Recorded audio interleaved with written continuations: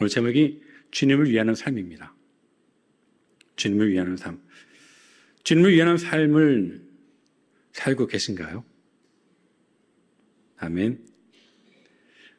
주님을 위하는 삶을 살기 위해서는 먼저 주님의 뜻을 알아야 할 것입니다. 그 뜻을 알아야지 주님을 위하여 살 수 있겠죠. 주님의 뜻은 먼저 각 사람이 경험한 하나님의 은혜, 그것을 통해서 알 수 있고 그것을 통해 나타납니다. 그런데 그 신앙 경험, 그 경험은 각 사람마다 다르게 나타날 수 있습니다. 똑같이 나타나지 않겠죠. 신앙적 경험은 우리 개인의 내면에 새겨진 것이기 때문에 각자의 경험에 따라 다르게 나타날 수 있기 때문입니다. 어떤 사람은 그 만남이 강렬하게 각인된 것처럼 경험하게 되고 또 어떤 사람은 다르게 나타날 수 있겠죠. 그런 나타나는 모습을 우리는 성경에서 볼 수 있습니다. 먼저 구약에서 모세의 모습을 통해 볼 수 있겠죠. 출애굽기 3장 4절 5절 말씀입니다. 여호와께서 그가 보려고 돌이켜 오는 것을 보신지라 하나님이 떨기나무 가운데서 그를 불러 이르시되 모세야 모세야 하시매 그가 이르되 내가 여기 있나이다. 하나님이 이르시되 이리로 가까이 오지 말라. 내가 선 곳은 거룩한 땅이니 내 발에서 신을 벗으라. 하나님께서 모세에게 나타나실 때 모세가 그 모습 보고 어쩔 줄 몰라서 쩔쩔매는 모습을 보게 됩니다. 강렬하게 임했던 모습이죠. 신약에서도 비슷한 모습이 있습니다. 사도 바울을 통해 볼 수 있죠. 사도행전 9장 3절 5절 말씀인데요. 우리 제가 읽어드리겠습니다. 사울이 길을 가다가 다메섹에 가까이 이르더니 호련히 하늘로부터 빛이 그를 둘러 비추는지라. 땅에 엎드려져 들음에 소리가 있어 이르시되 사울아 사울아 내가 어찌하여 나를 박해하느냐 하시거늘 대답하되 주여 누구시니까 이르시되 나는 내가 박해하는 예수라. 네.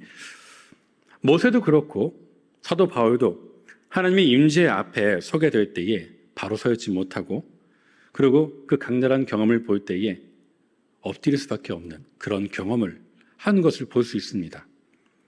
그런데 이러한 경험을 주신 하나님과 또 받은 사람, 그 둘의 관계, 거기서밖에 알 수가 없죠. 네.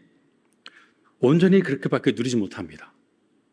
표현하고 싶어도 표현되지 않고 그것을 표현해서 듣는 사람도 그것을 온전히 누리지 못합니다. 모세에게 임하셨던 하나님을 나에게 이렇게 임하셨어 라고 전하는데 모세가 받은 그 감동과 경험을 듣는 사람은 똑같이 경험할 수 없겠죠. 사도 바울도 마찬가지입니다. 예수님을 만났을 때에 그 호련히 만나는 그 영광스러운 가운데 만났던 예수님을 증거하는데 듣는 사람들은 그런가 보다 라고 들을 정도. 그러면 정말 귀했겠다 하는데 그 귀한 마음을 함께 경험할 수는 없는 거죠. 그런 비슷한 경험을 우리 일신교회 우리 공동체도 내가 만났던 하나님 그 은혜를 누리셨을 것을 믿습니다. 그런데 여기서 한 가지 좀 보자면은 내가 경험했던 하나님이 그 경험했던 은혜가 전부가 되어서 상대방이 경험한 하나님의 경험을 배려하지 않는 경우도 불연간 있을 수 있다는 것입니다. 내가 보기에는 나는 뜨거운 만남, 뜨거운 경험을 했는데 저 사람은 그게 무엇인지 모르는 그런 무감각한 반응을 보이면 우리 마음이 어떤 것이 이렇게 꿈틀 올라올 때가 있습니다. 아니 이 좋은 걸 모를까라는 마음일 수도 있겠고 또 한편으로는 저 사람이 경험하지 못한 것을 나는 경험할 때 올라오는 우월감 또는 내가 더 하나님과 가깝지 않나라는 그런 감정이 올라올 수도 있습니다. 아닐 수도 있겠죠. 그래서 그 상대방을 내가 경험했던 그 은혜의 세계에 초대해서 그 은혜를 같이 동참하고 싶은 마음이 생깁니다. 그게 어떻게 보면 맞는 거죠.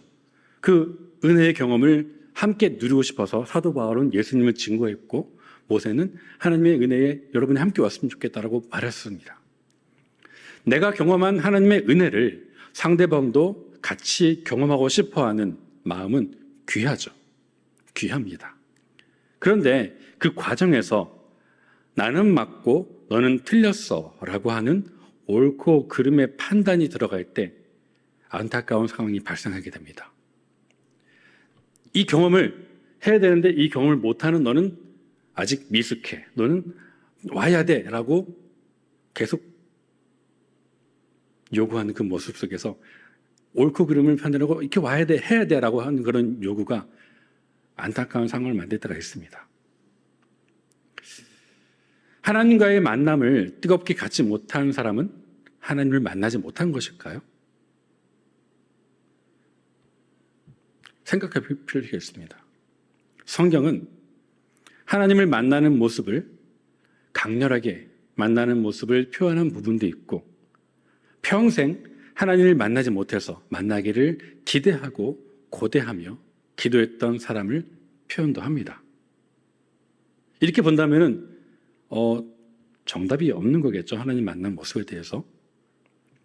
우리는 하나님과의 만남의 모습을 어떤 만남이 좋다, 어떤 만남이 나쁘다라고 말하기보다는 각 사람에게 나타난 하나님, 각 사람의 성품과 각 사람의 기질을 따라 나타나신 하나님의 모습이 다르다는 것을 인정하고 바라볼 필요가 좀 있습니다. 어떤 사람은 그 성격에 따라서 불같이 임하시기도 하시고, 어떤 사람은 그 사람의 모습에 따라 조용히 은은하게 임하시기도 합니다. 성경은 하나님을 만나는 모습은 이런 모습이야, 이게 아니면 가짜야 라고 말씀하지 않습니다. 우리는 다만 내 옆에 있는 지체에게 역사하시는 하나님의 그 아름다운 모습을 서로 바라보면서 그가 하나님 만나 어떻게 만났는지 경청하고 그 만난 모습을 인정하고 배우려는 자세가 필요합니다. 그리고 그런 은혜를 나눌 때에 우리 공동체 안에서 역사하시는 하나님의 또 다른 은혜를 맛보게 됩니다. 근데 다른 한편으로 자신의 그 신앙적 경험, 영적으로 우월하다고 생각하는 것은 우리 안에서 시작되는 교만이 될 수 있다는 것을 경계해야 합니다. 다른 사람의 신앙 경험을 존중하고 인정해야 하는데, 자신의 경험이 확실해서 그것을 절대화한다면 다른 사람들의 그 은혜의 경험과 하나님을 만났던 그 은혜를 듣지 못하게 되는 거죠. 왜요? 내가 만났던 만남이, 그 은혜가 확실하고 그게 옳다고 여겨지니까 다른 사람의 은혜와 경험은 들리지 않게 되는 거예요. 우리는 그것을 맹목적인 신앙이라고 말합니다.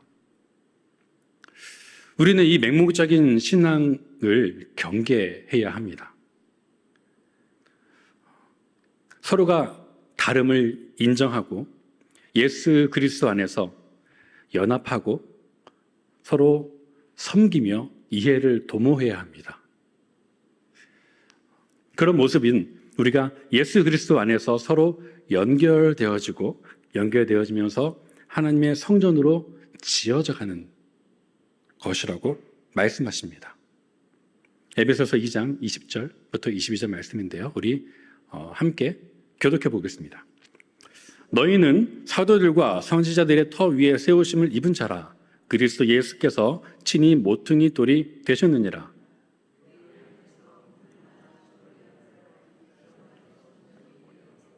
함께 읽겠습니다. 너희도 성령 안에서 하나님이 거하실 처소가 되기 위하여 그리스도 예수 안에서 함께 지어져 가느니라. 아멘.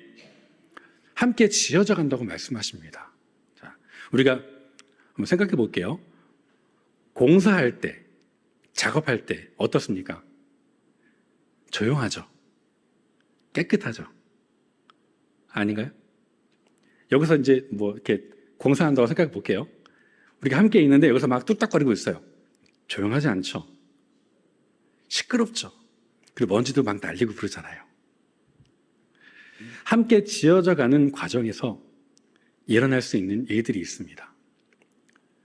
나와 내 옆에 있는 지체가 이어질 때, 다리를 만들 때에 그 공사 중에 일어나는 불협과 시끄러운 먼지와 소리와 그것들이 있겠죠. 왜요? 우리는 서로 지어져 가는 관계이니까. 우리는 완성되어서 서로 만난 게 아니라 그리스도 안에서 서로 성전으로 지어져 가는 관계 속에 있습니다. 부족한 존재죠. 그래서 시끄러울 수밖에 없고 아플 수밖에 없고 먼지가 내릴 수밖에 없습니다. 비록 그 순간들이 어렵고 아프지만 시끄럽지만 그리스도의 성전으로 만들어져가는 아름다운 과정입니다. 그 과정에서 우리는 서로의 다름을 인정할 필요가 있습니다. 어떤 사람은 1층인데 어떤 3층 이렇게 되면 서로 다르죠. 하지만 그리스도 안에서 서로 연합되어져서 아름다운 성전으로 지어가기 위해서 서로 만들어져 가는 거예요. 이런 과정에서 옳고 그름의 잣대를 놓고 판단을 한다면 오류를 범할 수 있습니다. 나는 맞고 너는 틀렸어. 그런 생각이 나올 수 있죠. 이에 대한 모습을 우린 잠시 우리 구약성경에서 함께 보기 원합니다. 역대하 35장 20절, 25절 말씀을 우리 함께 교독하겠습니다. 이 모든 일 후 곧 요시아가 성전을 정돈하기를 마친 후에 애굽 왕 느고가 유브라데 강가에 갈그미스를 치러 올라왔으므로 요시아가 나가서 방비하였더니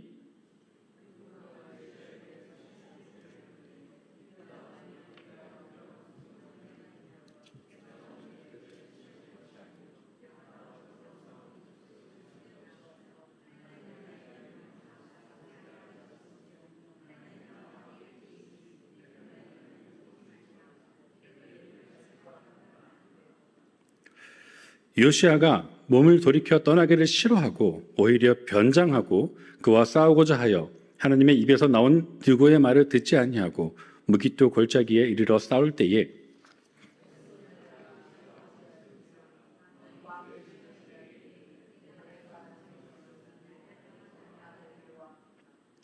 그 부하들이 그를 병거에서 내리게 하고 그의 버금 병거에 태워 예루살렘에 이른 후에 그가 죽으니 그의 조상들의 묘실에 장사되니라.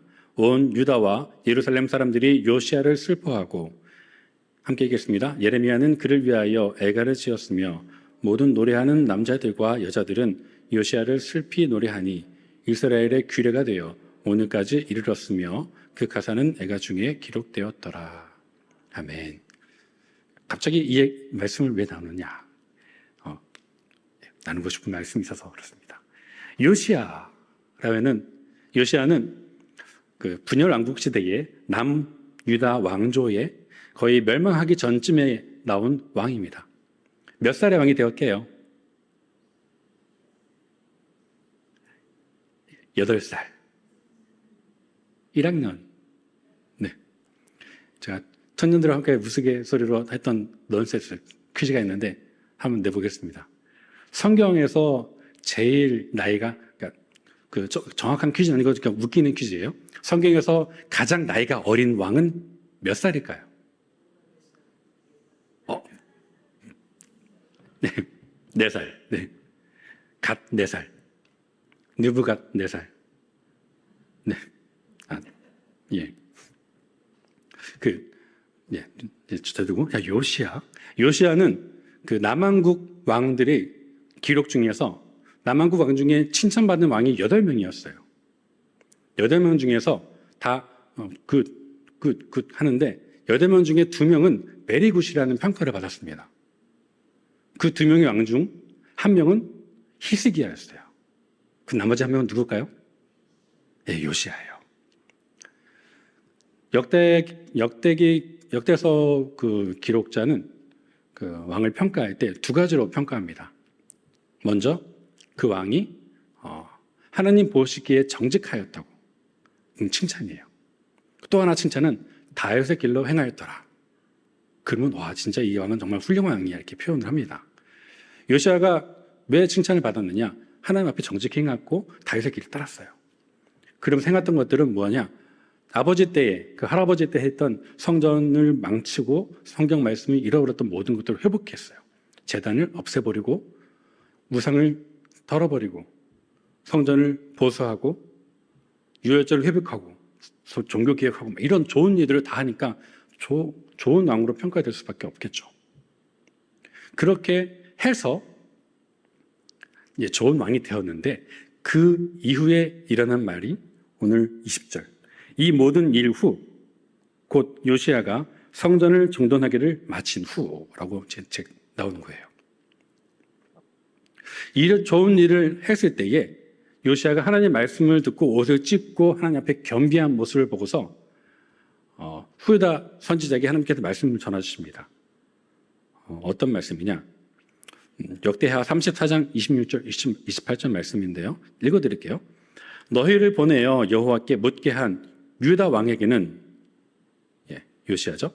너희가 이렇게 전하라.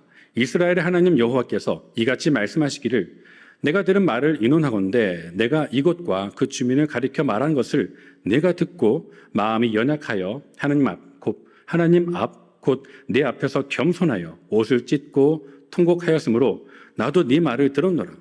여호와가 말하였느니라. 그러므로 내가 내게 너의 조상들에게 돌아가서 평안히 묘실로 돌아가게 하리니 내가 이곳과 그 주민에게 내리는 모든 재앙을, 멸망이죠. 그 재앙을 내가 눈으로 보지 못하리라.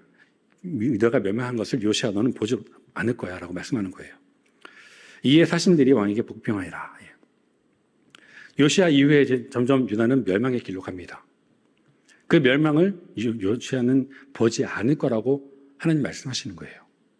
그런데 오늘 아까 읽었던 이 모든 일, 성전의 정돈을 마친 후에 어떤 일이 일어나느냐?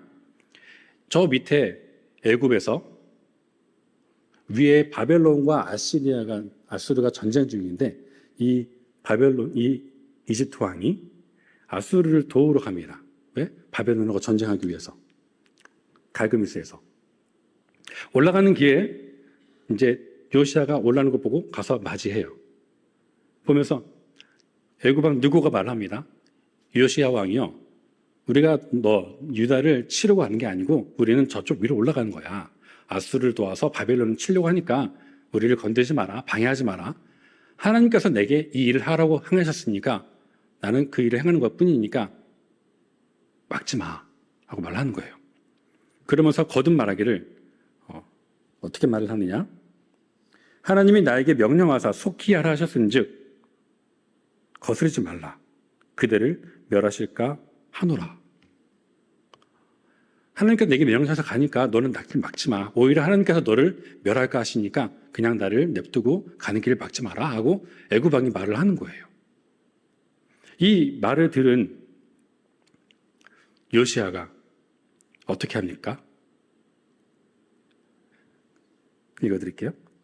요시야가 22절이에요. 요시야가 몸을 돌이켜 떠나기를 싫어하고 오히려 변장하고 그와 함께 싸우고자 하여 하나님의 입에서 나온 느고의 말을 듣지 아니하고 무기도 골짜기로 싸웠다고 표현합니다. 그러니까 그냥 갔으면 되는데 그게 싫어서 오히려 가는 척하다가 변장하고 돌아가서 싸웠다는 거예요. 역대기 저자는 이 말을 보고서 이제 좀 고약하게 표현한 것 같은데요. 이 똑같은 모습을 북이스라엘에 있는 어떤 왕과 똑같이 비교해서 표현합니다. 나중에 우리가 말씀 나눌 수 있는 기회가 있겠지만 아합 왕의 죽음과 똑같은 모습으로 표현을 해요. 아합 왕이 어떤 왕인지 우리 대략 알고 있잖아요. 그럼 이제 뒤로 하고 요시야가 방금 훌다 선지자가 말한 대로 너는 평안히 살다가 죽을 것이요 이 민족의 멸망을 보지 않을 거라는 그런 예언이 있었는데도 불구하고 이 전쟁에서 허무하게 죽습니다.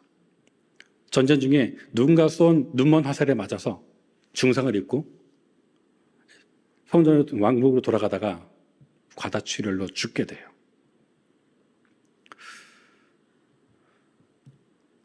요시야가 누군가 쏜 눈먼 화살에 맞아서 죽은 것이 우연일까요? 지난번에 우연일까요? 섭리입니다. 네, 전 우연이 아니라고 봅니다. 하나님의 뜻은 이 순간 느고에게 임하셔서 이스라엘을 위하여서 전쟁을 다른 곳에 의해서 이끌어갈 수 있는 그런 전쟁 중에 있는데, 이 이야기는 나중에 우리가 함께 나눌 수 있겠지만, 그런 뜻이 있는데 요시아는 당장 지금 자기에게 보여준 하나님의 뜻을 다르게 해석합니다. 그의 허무한 죽음은 우리에게 많은 것을 좀 말해주는 것 같습니다. 이렇게 해석되어져요. 하나님의 뜻이 왜 너한테 있냐? 애굽왕? 오히려 유다 왕인 나한테 하나님의 뜻이 있어야지 왜 너한테 하나님의 뜻이 있어? 라고 말하는 것 같아요. 그래서 그것을 무시하고 오히려 변장하고 와서 다시 싸우는 거죠. 왜? 하나님이 나와 함께 하시니까 이길 수 있을 것 같거든요. 왜? 이전까지 요시아가 행했던 것들은 하나님께서 기뻐하시는 일, 승승장구하는 일, 성전을 보수하고 민족을 다시 하나님께 돌이키고 종교개혁을 하고 그랬던 왕이 지금 이 순간 하나님의 뜻을 알지 못해서 다르게 행동을 하고 있어요. 그에게 역사하신 하나님의 뜻보다, 그러니까 바로 왕에게 역사하신 하나님의 뜻보다 내 생각이 더 우선했던 모습을 보게 됩니다. 요시아 왕이 하나님의 뜻을 구하는 기도라도 했다면 좀 억울하지 않았을 것 같아요. 하나님, 느고가 애굽 왕이 저런 말을 하는데 맞나요? 라고 한마디라도 기도를 했으면 어땠을까라는 상상을 해보곤 합니다. 근데 그거 없이 바로 그 뜻을 싫어해서 변장해서 전쟁했다고 표현을 하고 있어요. 그리고 요시아는 허무한 죽음을 맞이했죠. 왜 이 말씀을 들으느냐?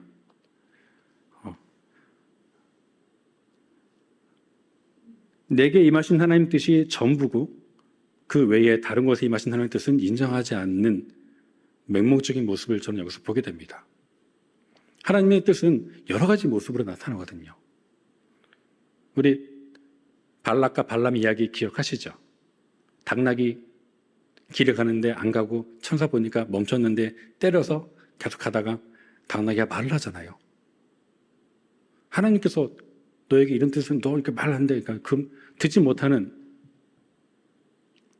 하나님의 뜻은 나에게만 있는가 아니면 다르게 말씀하시는가 귀를 좀 열 필요가 있다고 시사되어집니다.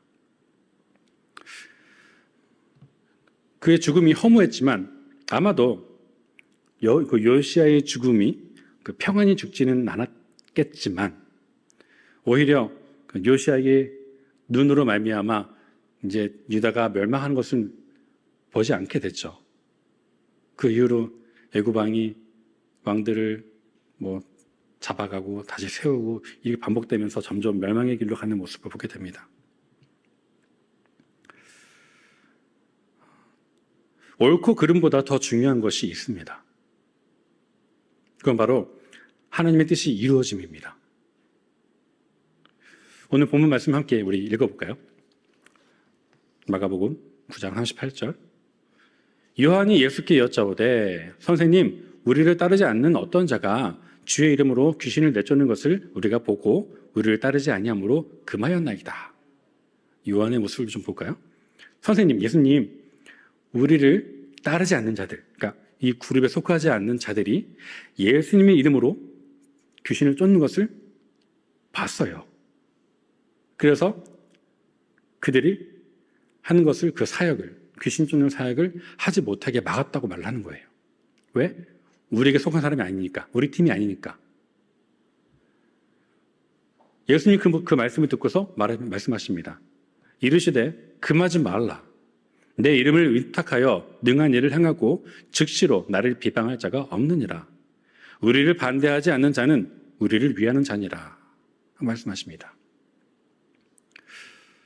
그러니까 전매 특허죠. 예수 그리스도 이름으로 명하노니 귀신아 떠나가라. 이건 우리 건데 우리에게 속하지 않은 사람이 그 말을 하니까 귀신이 떠나네. 그 우리 특권이야, 우리 특허야, 너 하면 안 돼 하고 막았다는 거예요. 근데 예수님은 우리 거, 네 거, 내 거 아니야. 이건 하나님의 뜻을 위하여서 누구든지 행할 수 있는 일이야. 왜? 영혼을 구하겠는 일이기 때문에 라고 말씀하시는 거예요. 예수님의 복음을 받는 대상을 보십니다. 우리의 사역의 중심이 아닌 그 사역을 받아서 영혼을 구원받고 삶이 해방되어지고 죄에서 일어나는 그 대상을 보시는 겁니다. 내가 드러나지 않아도 하나님의 뜻이 이루어지면 그게 더 값지고 귀하기 때문입니다. 그 말씀의 뒷부분 볼까요? 41절. 누구든지 너희가 그리스도에게 속한 자라 하여 물 한 그릇이라도 주면 내가 진실로 너에게 이르노니 그는 결코 상을 잃지 아니하리라. 이어진 말씀 42절. 또 누구든지 나를 믿는 그 이 작은 자들 중 하나라도 실족하게 하면 차라리 연자 맷돌이 그 목에 매어 바다에 던지는 것이 나으리라. 43절. 만일 내 손이 너를 범죄하게 하거든 찍어버리라. 장애인으로 영생에 들어간 것이 두 손을 가지고 지옥에 꺼진. 사역함에 있어서 예수님을 정하는 데 있어서 너 때문에 누가 상처받느냐? 그러지 말라고 말씀하시는 겁니다. 그게 네가 드러내는 것보다 너가 옳고 그름을 판단하는 것보다 한 영혼이 하나님께로 나아가는 게 더 귀하고 값진 것이야 라고 말씀하시는 것을 듣게 됩니다. 옳고 그름으로 칼같이 선을 긋는 것이 아닌 생명을 살리기 위한 하나님의 뜻을 발견했다면 우리는 그것으로 족해야 합니다. 그것이 안식일에 38년 된 병든 자를 고치신 예수님의 마음입니다. 안식일 다음 날까지 기다렸다 고치는 것이 아니라 하루라도 빨리 그 영혼이 이 병에 아픔에 매여 있던 것이 하루라도 빨리 고침을 받기 위하셨던 그 마음, 잠시도 지체하지 않고 그를 구원하시고 싶으셨던 마음을 우리는 간직해야 돼요. 말씀을 정리하겠습니다. 주님을 위하는 삶을 사는 것은 주님의 뜻이 내게만 있는 것이 아닌 다른 지체에게도 동일하게 있음을 인정하며 서로 배우려는 마음과 인정하는 마음을 가지면서 시작됩니다. 주님을 위하는 것을 남을 인정하고 배우려는 마음, 인정하는 마음, 존중하는 마음에서 시작되어집니다. 그 마음가짐은 우리의 삶이 하나님의 말씀을 준행하는 방향으로 살아야지 가능합니다. 그런 마음을 가진 분은 우리가 하나님 말씀대로 살아야지 하고 방향성을 정했을 때에 그렇게 살아갈 때에 시작이 되어져요. 거룩함을 추구하는 방향은 바로 삶의 성화입니다. 그렇게 방향을 정하고 살아가면 되면 우리 그 방향의 끝에 성화에 이르게 되는 거예요. 옳고 그름을 판단하려고 애쓰기보다 한 영혼을 향하신 하나님의 마음을 그 마음으로 내 옆에 있는 지체를 대하시기를 부탁드립니다. 우리의 말과 행동이 우리를 더 나은 사람으로 만드는지, 내가 하는 말, 내가 하는 행동이 지금 내 옆에 있는 지체에게, 나를 바라본 지체에게 내가 더 좋은 사람으로 되는지, 더 성화된 사람으로 살게 보이는지 살펴보고 내가 있는 그곳에서 내가 하는 말과 행동이 평화를 추구하는지, 삶을 윤택하게 하는지, 그리고 내가 복이 되어지는지 살펴보시기 바랍니다. 내가 하는 말과 행동이 다른 지체를 아프게 하거나 판단하거나 거스르는 말과 생각이라면 그 삶의 방향에서 이제 바꿔서 예수님을 닮는 모습을 갖추는, 그렇게 방향을 틀어주님께 나아가는 저 여러분 되기를 축복합니다. 나는 죽고 예수님이 사는 삶, 바로 그것이 그 사역의 시작이 될 것입니다. 예전에 우리가 저와 함께 나눴던 말씀을 기억합니다. 팔복이죠. 그 팔복의 열매가 우리를 부르신 자리에서 아름답게 맺혀지기를 축복합니다. 하나님께서 기뻐하실 만한 말과 행동으로 오늘을 살아내는 저 여러분 되기를 축복합니다. 기도하겠습니다. 우리 기도할 때 믿음의 공동체 안에서 서로를 향하신 하나님의 뜻을 발견하고 존중하는 공동체가 되게 하여 주시옵소서. 또한 하나님의 뜻을 신뢰하고 우리에게 주어진 자리에서 성화의 삶을 살게 하시며 주님을 위하는 삶을 살기 위해 내 뜻이 아닌 하나님의 뜻을 발견하는 분별하는 우리가 되게 해달라고 다 함께 주여 세 번 외치고 기도하겠습니다. 주여 주여 주여